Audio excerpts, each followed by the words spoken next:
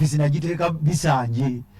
kati awo tewabeeranga mu ofiisi era abatuuze bagenti wano ate wadde omuzi twabalabye nga bajjamu ebintu naye wabaddewo wa NUP awo owa NUP eyabaddewo bamuyita kansala Katerega Ali yabadde ne banne kansala omu wa DP w'ekyabakuza bamuyita Nangonzi n'abeera ne kansala waffe owa NUP bamuyita Nalutaaya w'Essenya n'abala babadde omulayadde bamuyita wa Latifa w'Ennyendo Mukungwe naye bano twali twayogera dda n'olulala zali wano naye gandi Mukulumedi ekyatugala n'abakunga e Masaka kubanga be bali nabo twabalengera ddala nga bayingira dda mu movement kati omukubo gwe tuze kwogera nga tetumenya mu kansala Katerega abadde ate era netugamba twali tukontana ne meya Namayanja tumugaa nti bano bokutambula nabo botugaa nti Mukunga ate ffe tubamanyi nti bagenda ddeeri kakati ate omukama waabwe bwe yazze nekituyamba nekyeyerula bulungi Namayanja yagambye ate kati sinawulira ddoboozi yajja okusobola okunyonyola kuba bwe babeeranga nabo nga ffe netunyonyola n'ekitebe netuwaga nti eno kunga nga tulabamu NRM kakati ate kansala Kategaali yakutte ejjumula eddakiika ziri 17 Seboye Mugalatiya Abed Bwanika nsaba Imam Kasozi ozabatuliza alhamdulillah twebaza omutonzi nakyatukuumye nga tukyali balamu netwebaza n'omukisa guno gutuweebwa okujja twogere n'abantu nange ngattakuludde eddoboozi yange kuba onkulembedde okwagaliza mwenna abasiiba ekisiibo ekirungi n'okubasaba mukozese omukisa guno okuddamu nemwezza obujja mu mirimu egy'enjawulo gye mukola n'okuteekamu amaanyi n'obutakoowa era nammwe abalina obusobozi mugezeeko okuyamba ku batalina mu ngeri ez'enjawulo abalina abakozesa abasiraamu mubaweere actime bana badde munyoka 11 kale banyuke 10 basobole okugenda okuteekateeka n'okweteekateeka kubanga babaayo n'okusiibuluka ne babaayo n'esswala y'etarawiya ate ba swala mpanvu etwala obudde bagenda okuva muzikiti essaawa 5:30 ate ne bazuukuka ku 10 kale ebyo byonna bwe mubaayo essaawa endala nga bbiri ne bawummulamu ku makya ne bajja leeti ssaawa 3 mu kiro ky'ebbiri ate kawungeezi ne mbata 10 ate bwe babadde omukisa ogwo era mutuukirize mukole emirimu bulungi kuba essaawa ezo nazo osobola okukoleramu ate kyobadde okolera wali ekyo nga nkimaze njagala okusaasira abalwadde mwenna n'abafiiriddwa mwenna n'ebbanga lyendooza mpezeza omwezi nga gumu February enasaala ekakwano nali ng'egiri nnyo naye comments zammwe tuziwulira n'okusaba kwammwe mpozi n'okugatta eddoboozi yange nti ebitambula mu ggwanga yadde byegenda okwogerako mu detailo buli omu bitunuulire nabwegendereza n'amagezi mangi tubijeemu ebintu 3 oba 4 waliwo okwagala ne wabaawo okukyawa ebyo byombi bubijeemu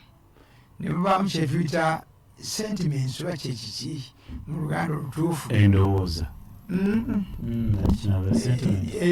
sentiment feelings byonna mubijjeemu bino ebintu bwe muba mwagala okuzimba eggwanga lyammwe n'okulitwala mu direction ennungi waliwo obunafu n'okubuzaabuzibwa okujja kati ng'emu Bwanika byayogeddeko ebyo laga nti awo tobangawo obunafu obwo n'okubuzaabuzibwa abantu baabitegeka ne banoonya abantu bentera okuyita bammere ya leero ba survivors mu luzungu kyekigambo ekituufu mmere ya leero kati omuntu n'akutuusa ku leebo y'okwera mmere ya leero ajja kunoonyeemu ekyo then nga okuba enduulu nnene mugenda okukakana bw'asomoka emugga bw'asomoka omugga ng'agenza ebigawe tonasoboka oyinza okubeera n'ofiira mu mugga nga Firawuna bwe yabeera mu nnyanja nga yali alooza w'amaanyi ng'agoberedde Musa ow'amaanyi nabbi Musa w'amaanyi n'abayina Bani Isirayira ye Firauna n'abana n'ejjeeri si yekka ye n'ejjeeri lyali ery'amaanyi ne bakola ki ekyokusatu kyekyawosembyeyo ku ekyo kiri kubanga lwaki nkozesa ekyafaayo kya Musa ekyafaayo kya Musa kirimu ebyokulya binene Musa bamugamba okutwala abaana ba Isirayiri abasomose emitala yagamba mu maaso gange balaba bali ennyanja neteri yansi mwenna mugimanyi obunene bwayo emabega we waliyo Firawuna n'ejja eddene tunatutuuka tutya Katonda n'amubaka n'amugamba nti tobiraliikirira nabanuyinaga nti Katonda ali wamu naffe sayahadini ajja kutukola ki ajja kutusomosa era n'abasomosa banakolaki bino ebintu ebimu bino bye babakangakanga nabyo njagala kulowooza nti tetutiisa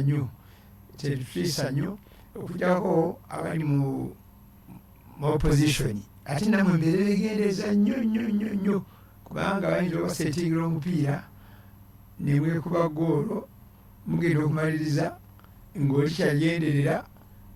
ye bwe banadda mu goal difference ne bali banagenda okugatagata yayitewo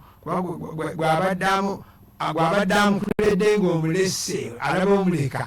kati ayinza okugulirira abamu bo nga bali bazabe 8 ne bakuba 15 agenda okugata nga obubonero mwenkana naye goal difference nakukubira okwo nolwekyo njagala kino mukitunuulire nga bwe mutunuulira omupiira ogwo ekitambula tujja kukigaziyawo maaso kubanooza ebibuuzo ebisinga byenda byano bigenda kutambulira okwo naye mwena mbagaliza obulamu obulungi mu wiikendi Imam Idi Kasozi bw'atyo bw'adaabuuza n'abanga alina ensonga zagusa bingi ampulira gy'oli ffe tusula sabiti bwebadde era bingi badde mu ggwanga era nga tetuyinza kubuuka ab'NRM lwansi enteekateeka yaabwe kubanga batereeza kyebayise party members register yellow book era olwo ebigamba nti tebajjumbidde nnyo ebitundu ebimu mbadde mu ebirala bingi nga waliwo otakwa obubondo bubiri NRM camps nga zigamba Tango Doi ono yakola NRM Electoral Commission neyajja DJ Namyalo beesanze nga bali bawalisanya ebigambo abamu nga tebaga nti atalina national ID tojja kwewandiisa kati nga ndiwewandiise abamu nga Namyalo tali ku nkalala bino era bwetyo byali ate ssentebe mwaka ogwedde pati chairman w'NRM Dr Museveni yagamba nti buli muntu yenna n'agamba ye chairman w'ekibiina ekyo ekye-NRM Dr Museveni omwaka oguwedde yagamba mulasi NRM primaries yagamba bw'obanga owagira NRM kubenga tewewandiisizza oba wewandiisizza ojja kulonda so neteekala ligamba nti ayewandiisizza yekka ali mu kitabo kyebayita yellow book abo nannyini kibiina ekyo erina okwewandiisa kati ye yagamba oba olina oba tolina oba wewandiisa tewewandiisa ojja kulonda twali tukyali awo sabbiiti eno olunaku lwajjo Patriotic League of Uganda yakoze olukuŋŋaana lwayo e Masaka eggulo era nga gino mu house Kainerugaba omwana wa president yabadde omugenyi omukulu naye wabaddeyo ab'NRM b'empizi na minisita bangi okuva mu Masaka nalengerayo Sempijja nalengerayo Haruna Kyene Kasolo nalabye omukyala nalabye tumwebaze nawo omukyala maama Lwengo yani oyo namujuusisa namuju nanga beetala kyokka b'NRM bamusose kwewandiisa n'omwana mu kitabo kya yellow book ate ne bagenda ewa muhoozi ebyo byobufuzi biri mu ggwanga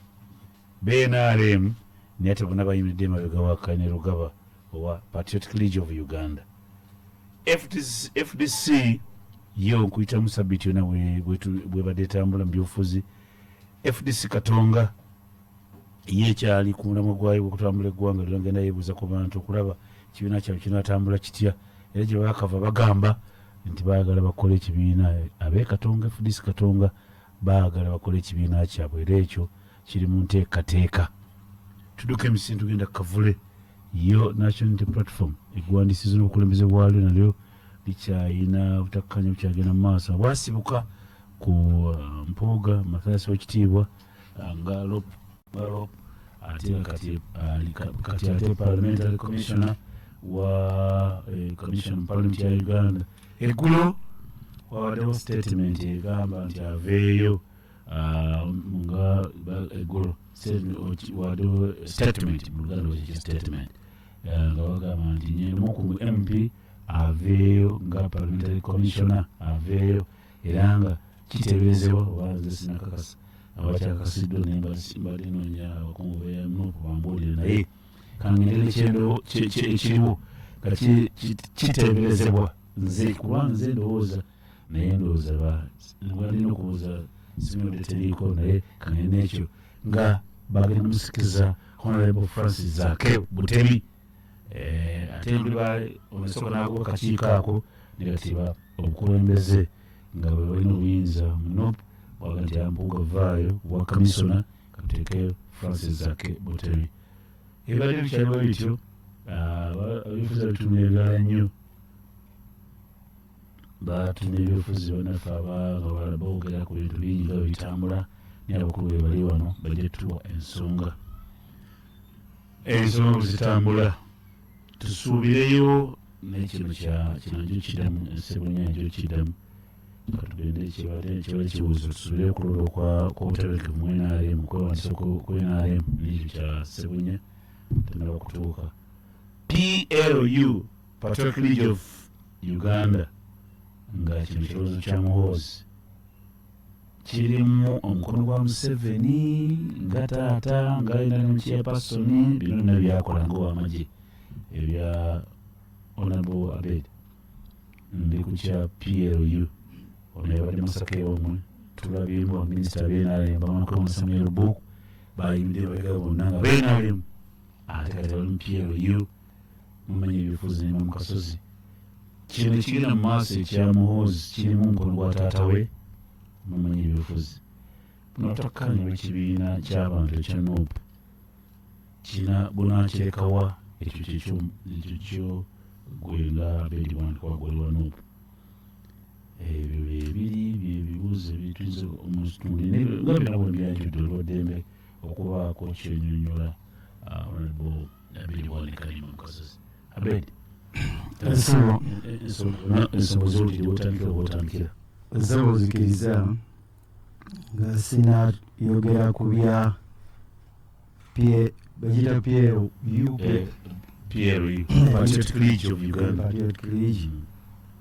kansooke ku byaffe byentegera obulungi kuba PLU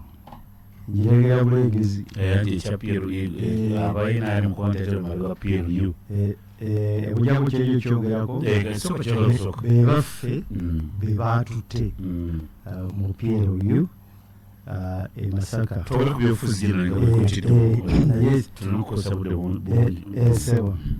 naye atandikire waffe era njagala okuwa amagezi obubondo obeera ku social media bwe basasula ne sente zaffe ze tubawa otuvuma nti mubeere beetegefu olwaleero n'obusenge we muli medi mu NUP kyekibiina ekikwewunyisa nze nteekayo akakadde buli mwezi nga MP bw'obala emyaka gino gigenda mu 3 kitegeeza nti mba ntadde mu kadde 36 nga MP naye sente zino ekimu kyezikola kwe kusasula abaana batuvume zikase muteekayo naye kati wenjogerera bali mu busenge bayinze omugalatiya byagenda okwogera naye muwagale esimu zammwe ku mulimu gwabaweesa. Nalabye ebbaluwa eyavudde ku kitebe ega nti baggyeeyo Hon Mpuuga ku bwa komishona. Ekisooka ekitebe tekirina buyinza mu tteeka kuggyayo Hon Mpuuga ku bwa komishona. Ekitebe kirina buyinza bumurekomendinga bumunominatinga etteeka bwe batyo balikola kati somutuusa mu paalamenti abalina obuyinza n'okumufuula ekitebe si kyekifuula komishona kati jagala ebintu abantu babitegeere bulungi ekitebe omulimu gwakyo kugamba nti ono gwe tunominatinze gwe tutaddeko eddusu nze nasaba oba komishona nze Novemba 2023 nempandiika ebbaluwa negati banaye kubemba mutunulamu mu kisaanyi ekijja nange mutunulemu bwa komishona nkolaki mbwagala ate musobola ebbaluwa yange niwandika sekretary general bwe batunula nga gwe balaba asobola bo gwe balaba asobola balawagala mu masaasi era nzisaakayana ne baleeta ekiwandiiko kyabwe ne tukiteesaako mu paalamenti kasobola erinnya ffe tukolaki tuliteesaako ffe paalamenti kasemala lodiisa olwo oluyinza ffe tulina kakati ebbaluwa yabwereere terina nakyetegeeza ffe abapaalamenti ffe tulina obuyinza okujawula mu masaasi puga bwe tuba tufunyeyo ensonga kakati waliwo okubeerawo omukuluzaake nkusaasidde nnyo bakuwa ebifo ebitaliyo bakakuwa ekifo ekya deputy chief opposition whip bagenda okukiroonya omuteeka nga tekiriyo era wakuwa engalo nakulaba ngaotadde nolabye nakulabye otadde weeyozaayoza njogerezaako ampuliriza aliwali emityana nga yeeyozaayoza nabalolwale baneeyozaayoza nnyo bampadde ekifo kya commission tekiri vakanti mukuluzaake bakuwadde ekifo ekirimu omuntu tekiri vakanti naye oli bakuwa ekifo nga tekirimu mu biwandiiko kakati mukuluzaake ddayo otunule olabe etteeka omuntu bamujja batya kuba komishona oddeyo nyonyole bakamaabo obage kino kyemwampadde simpewo kubanga kirimu akituddemu ekyokubiri neewunyiza nsobye ekiwandiiko ekyo mu mateeka mu constitution zenyina nina constitution 2 eza NUP nina yali eyakibalama nina ne gyetwaga nti tukyusizaamu akakiiko k'electoral commission gyekatanaki olina gikyusa nga akakiiko kamaze okukkiriza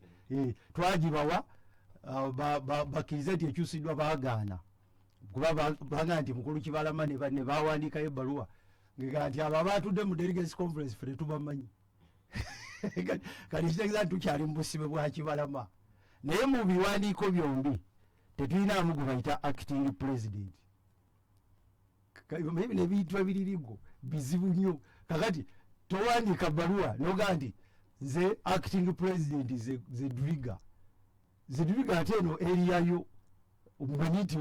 walina magistrate bakukozeseza batya ensobi okuteeka omukono gw'okukiwandiiko neweeyita tayito gy'otayina teri mu biwandiiko ebyo eyo tayito teriyo mu biwandiiko byonna ebya NUP temulimu kye bayita acting president ate n'ekyo kye bayita deputy nakyo mujja kindaga kati nze ndi mu biwandiiko byaffe bukasokebera bwoti ebintu bya kibalama